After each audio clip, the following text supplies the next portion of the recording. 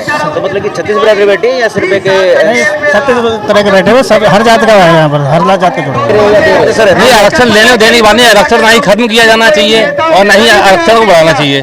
आरक्षण का ये आरक्षण सभी को दो, ये नहीं कि हम थोड़े SC ST में भी घूमते हैं, ठीक है, वो भी खुद कह रहे हैं कि जो आरक्षण है ना उसके पूरे अधिकार हमको नहीं मिलते। क्या कह रहे हैं कि अभी जो आरक्षण का सिस्टम है जिसको आप चेंज करना चाहते हो, इससे क्या नुकसान है? नहीं लड़ सकता। देश हमारा आजाद हुआ, हम अभी भी गुलाम हैं। मैं साफ साफ बोल रहा हूँ। भारत सरकार जहां अमृत महोत्सव मना रहा है, इसकी जो आरक्षण का सिस्टम जिसको मिल रहा है, जिसको मिल रहा है, जो कलेक्टर बन गए, SP बन गए, इंजीनियर डॉक्टर बन गए, उनको मिल रहा है और आरक्षण का लाभ उनको तो मिल ही रहा है। वो आरक्षण जातिगत आधार पर नहीं होना चाहिए। पीढ़ी दर पीढ़ी लोगों को मिलता चला जा रहा है, लेकिन डिजर्विंग इंडिया हम चाहते हैं, हम रिजर्विंग इंडिया नहीं चाहते। जो डिजर्व करते हैं जिस व्यवस्था को, उनको वो मिलना चाहिए।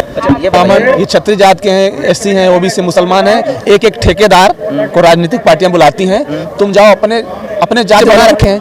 ये राजनीतिक पार्टी चाहती नहीं है कि सभी लोग सुख शांति से देश में रहें। जात धर्म के नाम पे लड़ोगे तभी हमारी रोटी सिकेगी कुर्सी की, और कुछ नहीं है।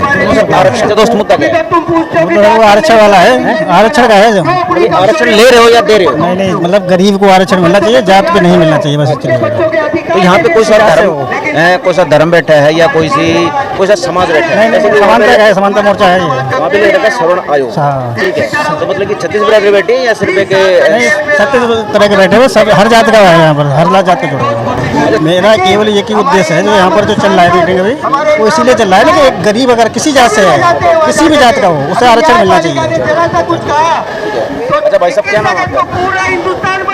पवन कुमार। अच्छा, मुद्दे की जानकारी है, कहाँ बैठे हो आप? इस मुद्दे की जानकारी है? नहीं, अभी नहीं। अच्छा, अभी जानकारी है, ठीक है। आपको जानकारी है? हाँ है। क्या जानकारी है? यहाँ पे आरक्षण का ये मुद्दा हो रहा है। आरक्षण ले रहे हो या दे रहे हो? नहीं, आरक्षण लेने देने वाले आरक्षण ना ही खत्म किया जाना चाहिए और ना ही आरक्षण को बढ़ाना चाहिए। आरक्षण का ये आरक्षण सभी को दो। अच्छा, ये नहीं कि दलित को ही दे रहे हो। दलित में जो आपने ये इन्होंने बैठा रखा है कि दलित में सभी को दो। ब्राह्मण गरीब है, वैश्य गरीब है, ठाकुर गरीब, इनको आरक्षण की जरूरत नहीं है।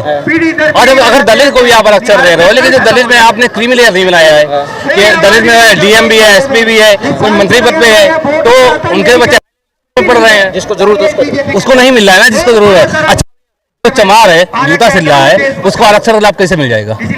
उसको मिलेगा, या जो DM SP का बच्चा उसको मिल जाएगा? उसको इस मतलब कि जो SC ST आरक्षण दो, लेकिन जो गरीबी में, चाहे वो किसी वर्ग का हो, किसी भी जात से, उसको आरक्षण दीजिए। अब गरीब को दिया जाए, जो भी गरीब हो, ब्राह्मण गरीब, क्षत्रिय गरीब, SC ST गरीब, जो आज भी 72 साल 74 साल से देश के गांव में रह रहा है, जो चमड़े का जूता सिल रहा है, जूतों में है, हम लोग सामान्य वर्ग के हैं, हमारा हल चला रहा है। हल तो अब बंद हो गए, अब तो ट्रैक्टर आ गए, और हमारी फसल काट रहा है और उसकी गहाई में जारी कर रहा है, उसको मिलना चाहिए। अभी जो आरक्षण का सिस्टम जिसको मिल रहा है, जो कलेक्टर बन गए, SP बन गए, इंजीनियर डॉक्टर बन गए, उनको मिल रहा है और आरक्षण का लाभ उनको तो मिल ही रहा है। वो they are getting reservation again and again, पीढ़ी दर पीढ़ी। मैं यही बात पूछ रहा हूँ, मैं समझ गया। मैं नहीं मिलना चाहिए। मैं क्या कह रहा हूँ कि अभी जो आरक्षण का सिस्टम है, जिसको आप चेंज करना चाहते हो, इससे क्या नुकसान है? बहुत बड़ा नुकसान है। वास्तविक लाभ जिसको मिलना चाहिए उसको नहीं मिल रहा है। क्रीमी लेयर, हम लोगों ने हमेशा कहा है कि जो क्रीमी लेयर को आरक्षण मिल रहा है वो बंद हो।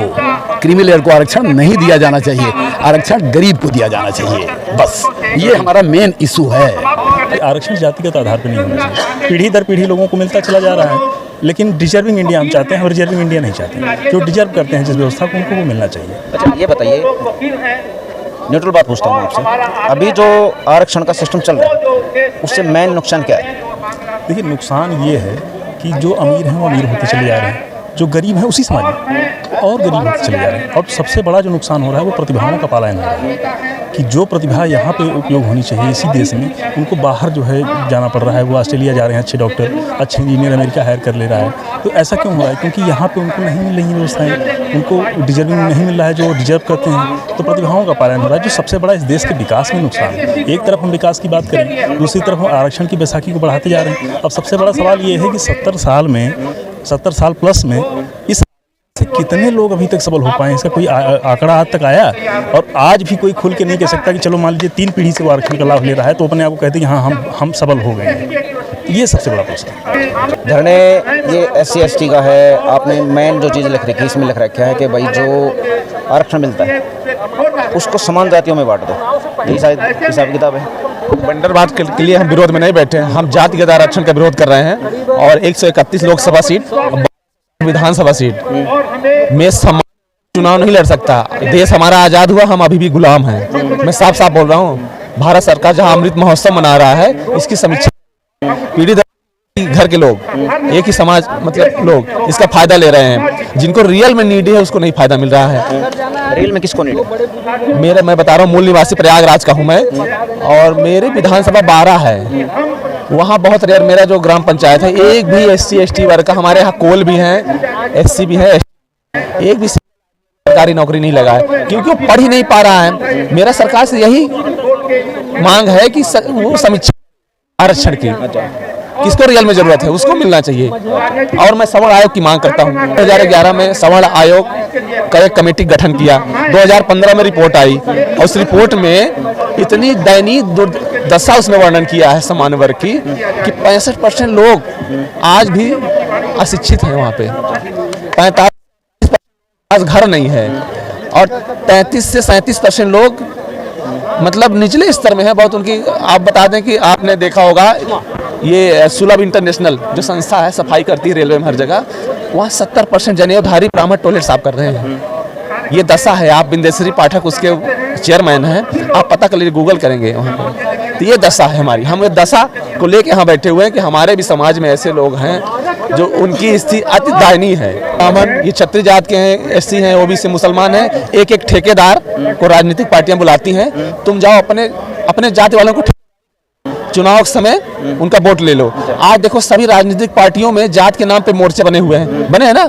आप बड़ी पार्टी चाहे कांग्रेस हो, BJP हो, और भी बहुत सारी पार्टी हैं, SC ST मोर्चा, OBC मोर्चा, माइनॉरिटी मोर्चा, महिला मोर्चा, सभी मोर्चे बना रखे हैं। तो राजनीतिक पार्टी चाहती नहीं है कि सभी लोग सुख शांति से देश में रहें। जाति धर्म के नाम पे लड़ोगे तभी हमारी रोटी सिकेगी कुर्सी की, और कुछ नहीं है। सर, आरक्षण, अगर आरक्षण आप जैसे चाहते हो, आपने बता दी जो समस्या है, अगर ये समस्या नहीं सॉल्व हुई और ऐसे ही चलती रही तो अगले 5 साल में, 10 साल में और कितना नुकसान हो सकता है? किस तरीके के नुकसान हो सकते हैं? ये हमारा जैसे श्रीलंका का हाल हुआ है ना, वैसे भारत का हाल हो जाएगा। जो आरक्षण के नाम पे करोड़ों अरबों रुपए आयोग को देते हैं। आयोग में कौन बैठा है? इनका चाचा, फूफा, मामू। और बता दूं कितना बड़ा घोटाला चल रहा है आयोगों में। आयोगों में जो चेयरमैन बैठा हुआ है, इनके पार्टी गुलाम होता है। जो भी पार्टी सरकार में होती है ना, चेयरमैन बैठाता है अपना वहाँ पे, और उसके माध्यम से फंड, मैं ऑन कैमरा बोल रहा हूँ, फंड वो निकाल के किसी मद में खर्च करने के लिए, मान लो राजस्थान में भील समाज के कल्याण के लिए, भील समाज के कल्याण के लिए फंड तो निकलता है, पर उन राजनेताओं के जेब में चला जाता है फंड। मैं इसका विरोध करता हूँ। अच्छा सर, हम थोड़े SC ST में भी घूमते हैं, ठीक है, वो भी खुद कह रहे हैं कि जो आरक्षण है ना, उसके पूरे अधिकार हमको नहीं मिलते। तो वहाँ पे क्या दिक्कत है, कुछ समझ में आई? हाँ दिक्कत है, क्योंकि वो पढ़ ही नहीं रहे। 10 बच्चे तो कहाँ से उनका आरक्षण का फायदा मिलेगा?